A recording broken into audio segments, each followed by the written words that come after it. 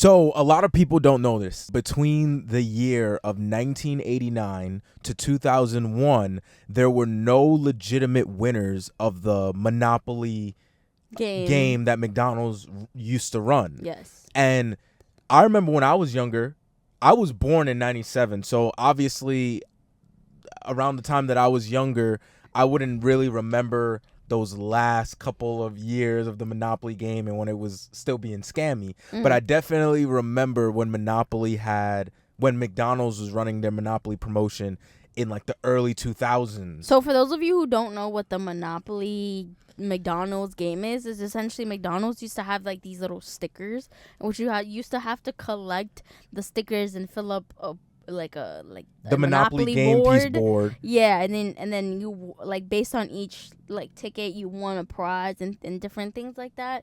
You could win $25,000, $50,000, $1 million. $1 million. One person won a Corvette. We'll get into that later. And I think a vacation. Also, remember you can also win free burgers, fries, meals.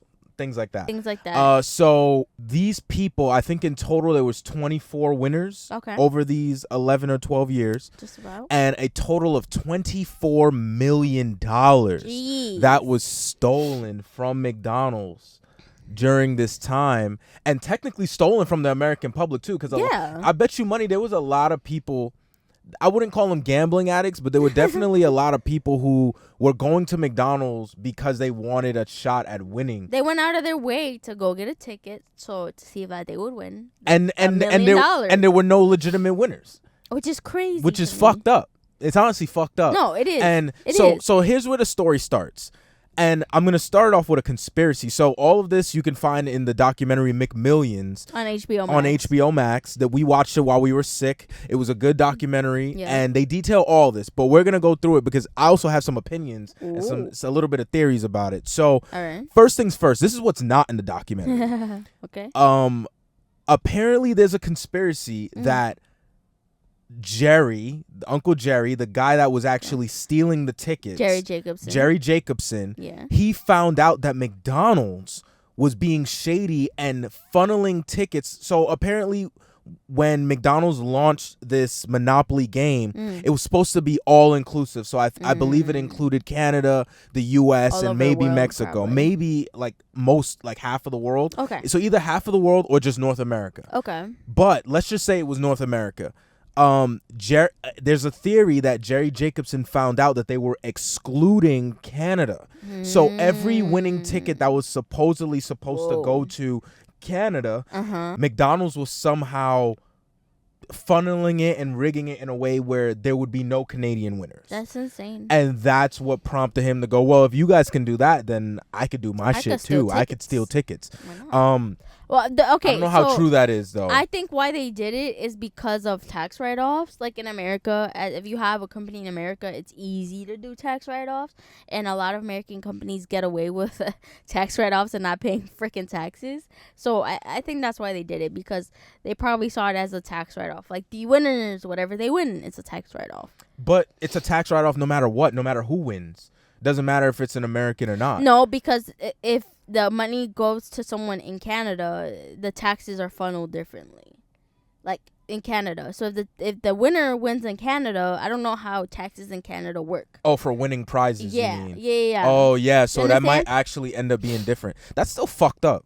Then just say that the game is only, and that's what's crazy is apparently there's a stat that says that every time McDonald's ran this game, that their sales went up like 400%. Yeah, they made like 29, 30, 40 million. Yeah, like 50 million every time like they launched extra this game. After whatever they was making. So just insane. A week or some shit like that. It's a crazy stat. So here's how the story starts off.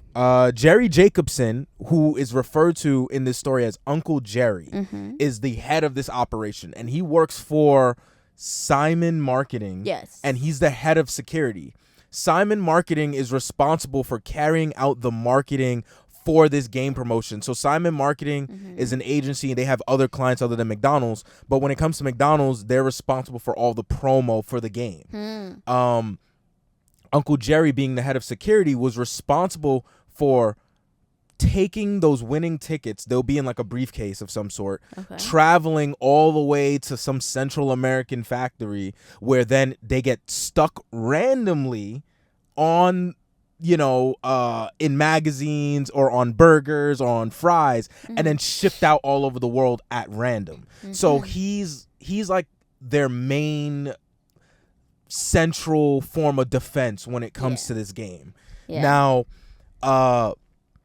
apparently there was some sort of tip-off to the FBI that this game was rigged, and that's why the FBI even started to look into it. Right. Now, when the FBI started to look into it, they found out, like, all of these winners are not only all in America, but everyone who won in a state that they don't even reside in.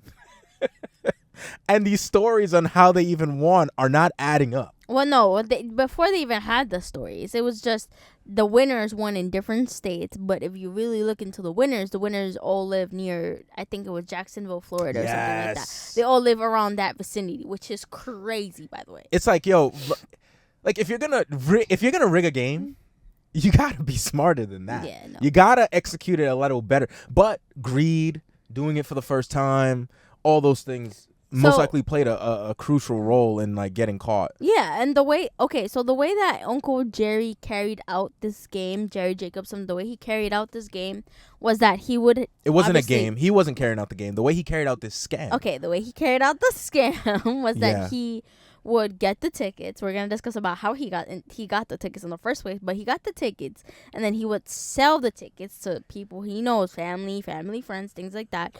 He would sell it to them for $50,000. They had to give him $50,000. They had to give him $50,000 up front, and then after he started, like, I guess, running out of people, then he got like other frontmen that would sell those tickets to their family and friends. So essentially now, instead of the person only paying $50,000, now the person have to pay $50,000 and probably another $50,000 to the other person. To whoever gave them the winning ticket. Yeah, which is insane. But Uncle Jerry always got his money up front. So no matter what, Uncle Jerry was always paid. Which makes sense because I'm the motherfucker stealing the tickets. So of course I would do, like, if I was, first of all, I would never execute this type of plan because it's almost inevitable to get caught because there's too many people involved. It's like a game of telephone. It's gonna get fucked up by the end.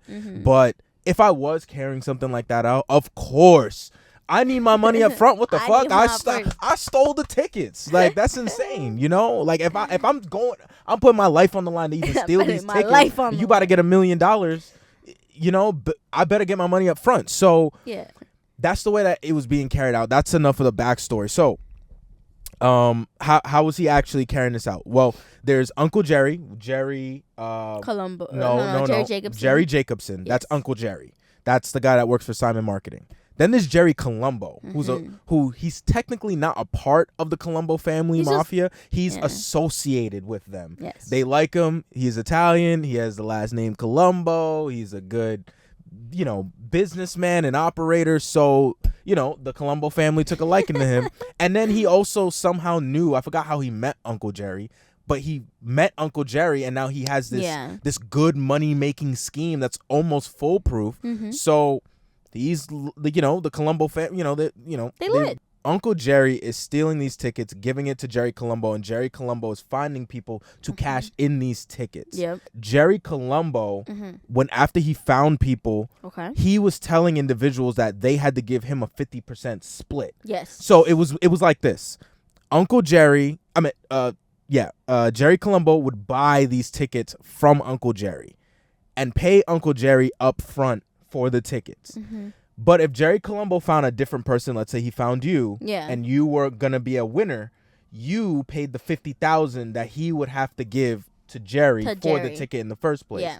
So your $50,000 went to him. That way, Jerry Colombo doesn't owe Uncle Jerry anymore. Then now you and Jerry Colombo now have this relationship where he now gets half of whatever you get for the first 3 months. No. How long was it? He gets just half of your prize. Do you understand? Overall. Okay, so if you get $1 million ticket, you owe upfront $50,000 to Uncle Jerry, but then whatever your winnings are, you owe half of that to Jerry Colombo. Oh no, you don't owe half of that because he charged them He charged them $25,000 for the first 2 years. So technically it's $50,000. So Jerry Colombo asked for $50,000. Jerry Jacobson, aka Uncle Jerry, asked for $50,000 up front. Jerry Colombo, once he gave you the ticket, he charged you $25,000 for the first 2-3 years, something like that. No, half. It wasn't half. I know it wasn't half. It was half. It was.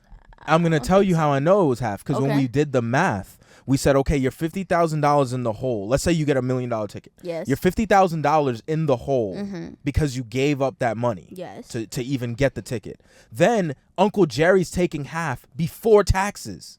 He's taking half of whatever they gave. So the way. But you have to also remember that's before everyone knew that the money that you were getting for even winning your $1 million ticket wasn't even coming in the form of all up front. It was coming over 20 years of payments. Yep. So you were getting 20 years, 50 grand a year to add up to the $1 million. Right. But Jerry Colombo was taking 50% of your earnings before taxes. So you every year when you get your $50,000 check, you were giving Jerry Colombo $25,000 before taxes. Then Uncle Sam is taxing you on the full 50. Yep. So, they're going to take, let's say, at least 15 grand from you. Yeah. Probably about 15K. That means every year you were only making $10,000 over the course of 20 years. No. It was, I'm telling you, Jerry Colombo only took money for the first maybe like 3 years max. He only did that. He only struck that deal with Doria. Because she had to take out a mortgage on her home. No, he struck out the deal with everybody because everybody had to do the same thing. I'm telling you. I remember he did the deal with everybody. It's just we remember it was with Doria because she had the most complicated story where she bought the ticket from Jerry Colombo, essentially didn't have enough money to pay up front for Uncle Jerry his $50,000, so she had to take out a loan on her home, and because she had to take out the loan on her home, she was in debt, and then she was in debt, she got the money, then she got more in debt because she didn't get the full $1 million up front. That's the only reason we remember why, but it's the first 2 to 3 years that Jerry Colombo was taking money from people.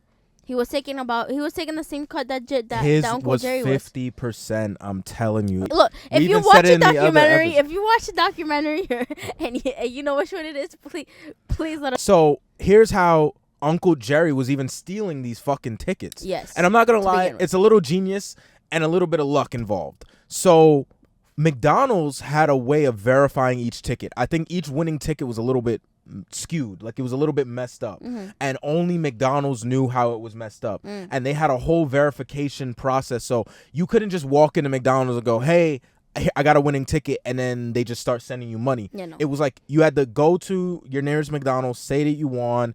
They take it, they send it in for you, which goes to like a verifying office. They have like a camera that verifies that yes, this winning ticket has this mistake somewhere in there. It's like an LED light type. Or an LED light type thing, mistake that only McDonald's knows about, and then it gets confirmed. Then you sign the papers, and then they tell you how you're gonna get paid. But when every winning ticket is made, not only is it messed up and skewed, but they also take those winning tickets, put them into an envelope, which then gets sealed with a special seal, and then that goes into a briefcase, and that briefcase has 2 combinations on it, in which Uncle Jerry knows one, and a third party auditor knows the second one. The second code. And neither of them know each other's code. Then that briefcase is handcuffed to Uncle Jerry, and Uncle Jerry and this third-party person fly to this factory. It gets unhandcuffed from Uncle Jerry. It then goes into like this back room that neither of them have access to, which then gets stuck onto all of the things that we buy, the magazines, the fries, the Big Macs, everything. So somewhat of a foolproof system. However, mistakenly, somebody or some company accidentally shipped Uncle Jerry an entire box of these seals. So Uncle Jerry is looking at it. Now, back to that conspiracy at the beginning, I don't know whether or not that Canadian thing is true. But whenever he decided that he's going to start stealing these tickets, he looks at the box of seals that he got, starts noticing that he's really good at being able to just look and tell people's codes. Yeah. Because apparently there was some other vault where the tickets get held. The vault in the printing office. In the printing office. Yeah. He was able to figure out the codes by just watching the guys move their fingers. Mm-hmm. So he's like, hold on, I could steal these out of these. Right. But you know what? He had a smarter plan because he received these seals in the mail by accident. He said, I'll steal it when I'm on my way over to the factory. Mm-hmm. Now, he has these seals. He's thinking, okay, I could break the seal and reseal it. But how am I going to get into the briefcase? Remember, he got good at looking at these guys typing in codes. Right. So he can easily figure out that lady's code. But now here comes the next problem. How is he going to have the opportunity to even get into the briefcase to steal these tickets in the first place without her knowing? Because she's going to snitch. Easy. Airport lounges. He knows, okay, we go into these airport lounges. We're both chilling. If the briefcase is handcuffed to me, if I say I gotta go to the bathroom, well, I'm a man. You can't come in the bathroom with me because you're not a dude. You're a lady, and I think that's where they fucked up. No, that is where they fucked up. That is the one detail that I've realized that McDonald's fucked up on. This whole thing. Yeah. This whole thing could have been avoided if they made both individuals be of the same sex, because that is the one place that legally. Mm-hmm. Both a man and woman both cannot be in the same time. At the same time as the bathroom. No, you know what also they could have changed? They could have made it so that Jerry knows one section of the passcode, and then once he hands the briefcase, there's another person that knows the other section of the passcode. That's how it was. No, but they weren't together. You understand me? Like, basically, one person was where one person was at the receiving end, meaning where they got those prize tickets, and the other person was Jerry Jacobson traveling with the tickets. Does that make sense? Oh, I see what you're saying. Yeah, because they'll never be together at the same time. Yeah. I see what you mean. Yeah, I see what you mean. They can't be together at the same time because it's easy, even if they work together. Like, and the person that's with you is just like a security person to just make sure that you don't break it. Yeah, and the only person that should be with you is a security guard, and that's it. And every time you leave, the security guard holds it, and then whenever you're there, the security guard don't hold it. You hold it. Exactly. But that's how he got through it and managed to steal these damn tickets. He goes into these bathrooms at these airport lounges. He breaks the seal. He opens it up, pulls out the tickets, takes them out, replaces them with just regular random tickets, stuffs it back. He puts them in like those little the 25-cent gumball machines, the little how you can get the little toy capsules. Balls, he'll put them in there, stuff that in his pocket, put the dud tickets into the envelope, stick that back inside, reseal it, lock it back up, come out the bathroom. Nobody knows what the fuck happens. Then he goes off and sells the tickets. Now, how did this all come to a fucking end? Well, somebody, Jerry Colombo's mom, ratted this operation out. Now, the reason she did this was for family reasons. She wanted to get custody over Jerry Colombo's son. Her grandchild, because Jerry Colombo had died in a car accident from injuries from a car accident. And she didn't really trust the baby moms like that. She didn't like her because she thought grandmom thought that the baby mom / wife had killed Jerry Colombo on purpose. Yeah, crashed the car because she was the one driving. Yeah, so she killed him. So she was like, you know what? Like, I want to get her arrested because she was quote unquote a winner. I think at one point. Yeah, she was a winner. Her dad was a winner. But because of that one tip, the FBI was like, wait, hold on. Right. But this one person that you said didn't legitimately win is also connected to these other winners. Right. So are all these people not legitimate winners? Right. And the FBI is so fucking smart. Yo, never fuck with the FBI. Oh man, this shit. These dudes. When you watch the documentary and you hear what they did to get people to confess, kind of like. This is crazy. You would never have guessed that the people that was filming you, these people that you're talking to, was the FBI. The way they did this shit. A1 actors, for real. Facts. Oscars. Oscar nominees right Grammys, here. Oscars, all that. So the FBI devised a plan. When they found out that the game was rigged and they did their due diligence, they went to McDonald's and they're like, look, we think your game is rigged. And in order to prove it, we can't just go based off of what we had before. Yeah. You need to run another game, and we need to catch them in the act because that's going to add on to this evidence. Mm-hmm. So they run another game, and sure enough, there's winners that just so happen to be connected to the fucking previous winners again. So now they run this game. This young FBI agent comes up with this brilliant idea and tells the crew, hey, why don't we act as though we're a film crew, and every single time that somebody is verified as a winner, we show up at their house with a big check. We ask them questions on how they won, where were they, how'd they get the ticket, what'd you do with it, what are you going to do with the money, all this extra shit. So they show up, they make this fake production company called Shamrock Productions. So everyone from the camera guy to the audio guy to the guy interviewing you, the only person that was not a part of the FBI was the lady that was technically working for McDonald's that you spoke to on the phone with, that just so happened to show up the same day as Shamrock Productions. Everybody else was the FBI, and they're basically getting your confession to your crime on camera, but in a way of you just telling it innocently. Yeah, that is you think you're not doing anything bad. Yeah, you just think, hey, I'm just claiming my fucking ticket.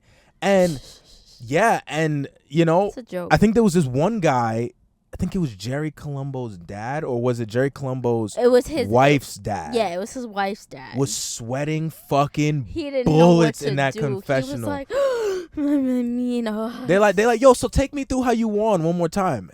Bullets is sweating off this man's He didn't know forehead. what to do. He was just like, fuck. Like, and I mean, for good fucking reason. Like, you're lying your ass off with this $100,000 check, this $1 million check in your hand, and you know that every word you're saying is a lie, and you got these bright lights and cameras in your face. It's like, of course, of course. So, yeah, some people like Doria, like the black lady. Yeah. Like, I felt bad for her. No, right? Yeah, I felt bad for her because she was friends with Jerry Colombo's wife, and that's how she got offered this deal. Yeah. And when she first decided to do it, she was kind of reluctant, and then she finally was like, all right, cool, like, I'll do it. But then when she did it, she didn't realize that she'd have to pay $50,000 up front. So then she was like, well, you know what, at this point I'm already too deep in. So she goes to the bank, and she doesn't have $50,000 in cash, so she takes out like a mortgage or a loan on her home, so her mortgage gets shot up. And then when she cashes in this ticket, she doesn't know that the payments are going to be over the course of 20 years. So when she finds that out, she's like, damn, not only am I $50,000 more in the hole to the bank because I had to pay for this winning ticket, but now on top of that, I got to give Jerry Colombo half of whatever I get for the next 5-6 years or whatever. Then I gotta pay Uncle Sam. Then I gotta pay tax. And then that was the fucked up. That was even more fucked up, is that in this whole ordeal, nobody's thinking about Uncle Sam. Everybody's just thinking that they won this money. They're thinking it's cash money. And they win this money, and then Uncle Sam asks for his cut. And can you imagine? So now let's think about this. Your mortgage is higher. I think her mortgage went from like maybe $700 to $1,000 or some number like that. I think a little more than that, but yeah, something crazy. So she, so now imagine this: you get this check for $50,000. You give the guy that gave you the winning ticket $25,000, and then Uncle Sam comes and goes, well, hey, on this $50,000, I'm gonna need $17,000. So now you cough up $17,000. What are you left with? $8,000 a year. Hold on. So so the whole time you're thinking, I risked my freedom for $8,000 a year. Right. Yeah. I now risked my life for eight extra $1,000 a year. It doesn't really make sense, does it? It doesn't add up. It doesn't equate, because I could be here getting ready to spend the next 40 years in jail possibly over $8 extra $1,000. Like, that does not add up. No. And I think what made it even worse is that when the FBI cracked down on everybody, there's no law against not rigging a game, but there's no law unless you stole something. There's no law against what they did. Yeah, the only person that broke the law was Uncle Jerry. Yeah, technically. But the FBI's stance and their way in on how to arrest everybody was by saying that they committed mail fraud. By using the mail system to do it. But then not really, because they're not the ones that sent out the ticket. It was they McDonald's. What do you mean? No, they give the ticket to McDonald's. No. And McDonald's sends it out. No, you have to mail it in.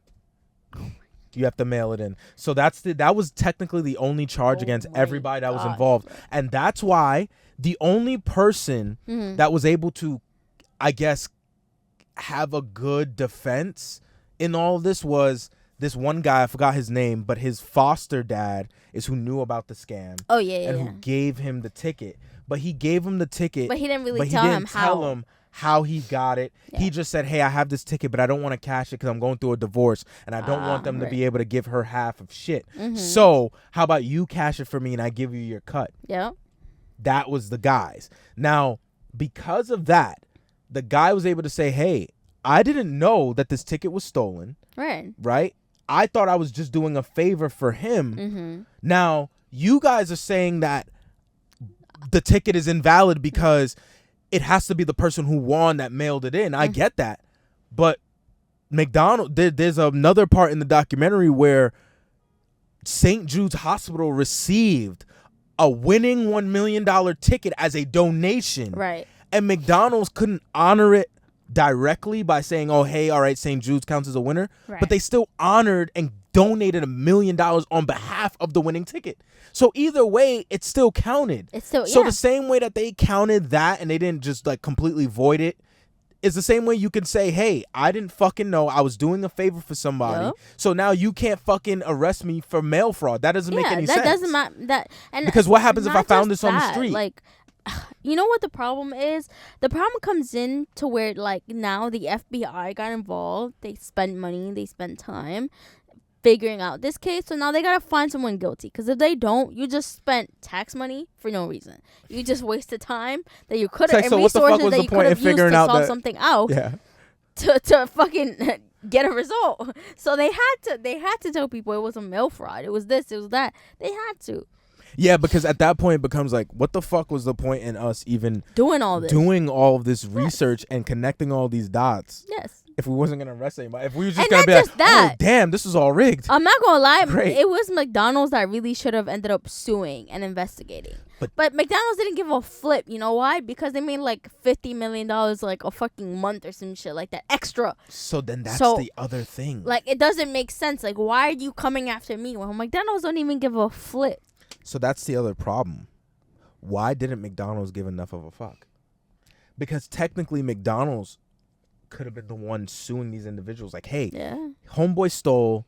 You participated in the theft. I'm suing everybody's ass. How come McDonald's didn't do that? Because they didn't care. They was making so much money from that McDonald's monopoly that you think they gave a flip? I think it's easy to say that, but I think that there might be something more to that. Well, they were probably the ones also doing some sort of fucking fraud. Shit. Who knows? So I think that Canadian thing was true. It was true. And they said, you know what? If we end up suing, that's gonna open up a can of worms that continue to make us look bad. Who knows? And they're like, you know what? Fuck it. The FBI already charged everybody. I think Uncle Jerry ends up having to pay back the $24 million $12 million in restitution. Okay. But guess what's his fucking monthly payments? His monthly payments are less than a fucking car note. He made okay. He made $12 million. Jerry Jacobson made $24 million. No, they stole $50 million. You're right. He made $24 million. He made $24 million. Yeah. Yes, and then he only had to pay $12 million back in restitution. But his monthly payments. is like it's like our car payment. No, it's less than our fucking car payment. His monthly payments in restitution is $300 a month. Wow, big whoop. Wow, way to stick it home. But I think he did spend some prison time though. He did spend some prison time. He did. It wasn't long. It was like It was like 3 years or some dumb shit. He spent like less than like what people who do less spend. Yeah. It's like you can spend more in jail for assaulting someone randomly on the street, like just punching somebody in the face. You could spend more time in jail than what he did. Well, I mean, it makes sense because you assaulted somebody, but he would spend less. Homeboy stole millions of dollars. I'm not saying that. I'm saying he spends less time. He spent less time in jail than someone who like selling weed spends. You got people that's still in jail for weed right now, and weed is legal. Yes. Than this man ever had to spend in jail. That is fucking. And he pays $300 a month in like, restitution. Who the fuck is that restitution even go to? McDonald's? That's crazy. That's probably why. But I heard that a lot of times those types of crimes, you don't spend as much time for, nor do you go to like as harsh of a prison. Unless McDonald's is choosing to press charges. Which they never did. Which they never do, and they never did. Which they never did. They did. You understand? And I'm not gonna lie. Based on how McDonald's was funded, they probably been doing some shady shit for years, and we don't know about. Who knows? I wouldn't be surprised. But that whole Canadian conspiracy, I definitely believe is true. You think so? I do think so.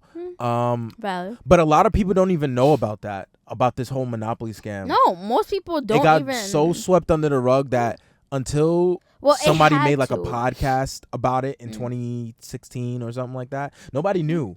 And then they came out with the documentary. Right.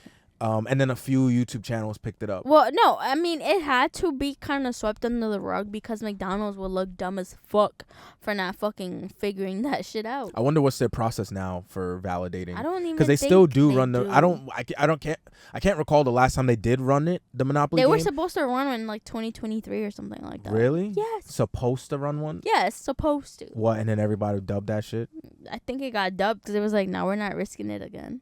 No, but they ran the game after everything got busted. Well, no. The way they did it was, I think they had picked like random customers. They had done something like that. Oh, yes. They gave away, McDonald's gave away, I think, $12 million or $3 million, something like that, to random customers as they came in. But that was to make up for the scam that had happened. Yeah. But I'm talking about when I was younger. So I was born in 1997. Okay. This had to be like 2009, 2010, 2011, around that time. I definitely remember McDonald's doing some form of a Monopoly game.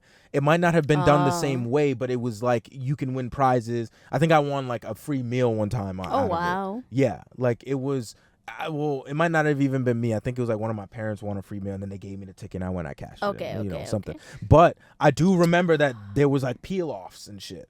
I do remember one time I did win fries. You won fries? I won fries while we were at McDonald's. I'm not gonna lie. Speaking of fries, I'm craving some fries now. Nah, facts. Yeah, I'm craving fries. I'm craving some McDonald's fries. I don't know what McDonald's puts in them things, crack or what, but it's good. There's definitely some crack in those fries. There has to be. Was there anything that we missed about that whole Monopoly scam? Oh, the Corvette. So the Corvette that was one, and the documentary slightly covered, was that Jerry Colombo won the Corvette. So I guess he was just testing out the tickets to see if they were legit.